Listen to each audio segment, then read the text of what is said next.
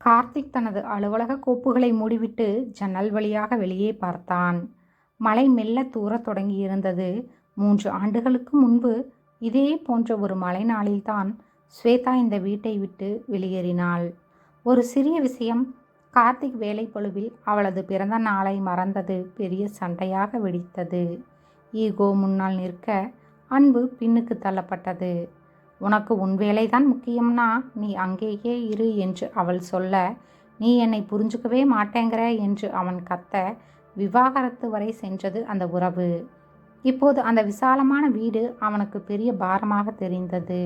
ஸ்வேதா சமைக்கும் மனமோ அவளது சிரிப்புச் சத்தமோ அங்கு இல்லை. ஒரு ஞாயிற்றுக்கிழமை மாலை கார்த்திக் நகரின் ஒரு பழைய புத்தக கடைக்கு சென்றான்.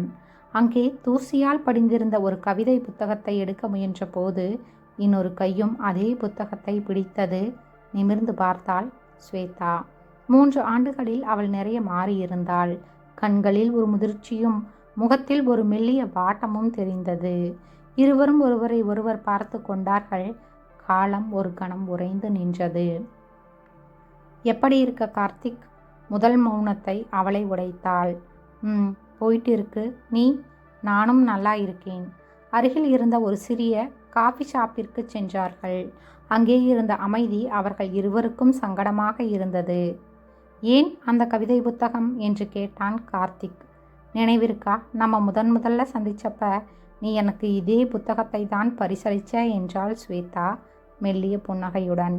கார்த்திக் அதிர்ந்து போனான். அவன் மறந்ததாக அவள் நினைத்த பல விஷயங்களை அவள் இன்னும் ஞாபகம் வைத்திருந்தாள்.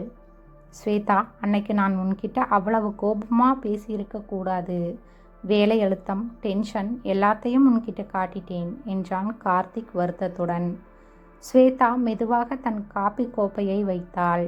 தெரியும் கார்த்திக், ஆனால் அன்னைக்கு நானும் பிடிவாதமாக இருந்தேன். நீ என்னை சமாதானப்படுத்துவன்னு எதிர்பார்த்தேன்.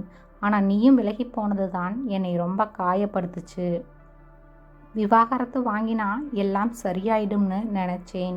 ஆனால் நிம்மதி கிடைக்கல, தனிமைதான் கிடைச்சது. நம்ம 2 பேருமே ஒருத்தரை ஒருத்தர் ஜெயிக்கணும்னு பார்த்தோம் ஸ்வேதா. ஆனால் கடைசியில் நம்ம காதலையும் வாழ்க்கையையும் தோற்கடிச்சிட்டோம் என்றான் கார்த்திக்.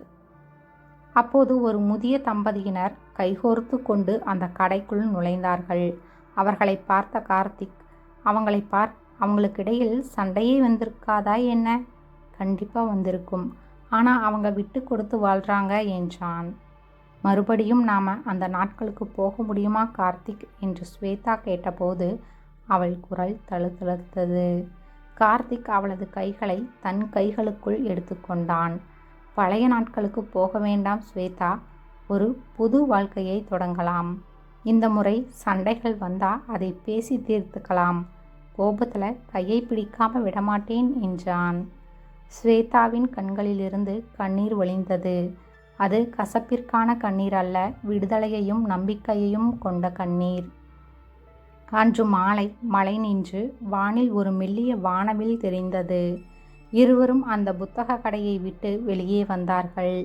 இப்போது அவர்கள் கைகள் கோர்க்கப்பட்டிருந்தன. ஸ்வேதா சொன்னால், இந்த 3 வருஷத்தில் நான் ஒன்று கற்றுக்கிட்டேன் கார்த்திக். காதலை விட புரிதல் தான் ஒரு உறவை நிலைக்க வைக்கும். கார்த்திக் புன்னகைத்தான். ஆமாம், இனிமே மௌனம் பேச வேண்டாம், நாம பேசலாம். அவர்கள் கைகோர்த்து தங்கள் புதிய பயணத்தை தொடங்கினார்கள். அவர்கள் பின்னால் அந்த பழைய புத்தகக் கடை ஒரு சாட்சியாக நின்றது. இந்த கதை பிடித்திருந்தால் லைக் செய்யவும். நன்றி.